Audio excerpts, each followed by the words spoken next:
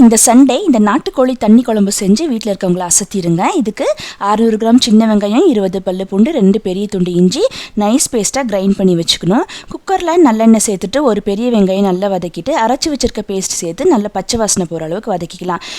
மஞ்சள் தூள் 1 ஸ்பூன், தனி மிளகாய் தூள் 2 spoon, chicken masala 3/4 spoon, garam masala சேர்த்து நல்லா வதக்கிட்டு 2 தக்காளி சேர்த்து நல்லா வதக்கிக்கலாம்.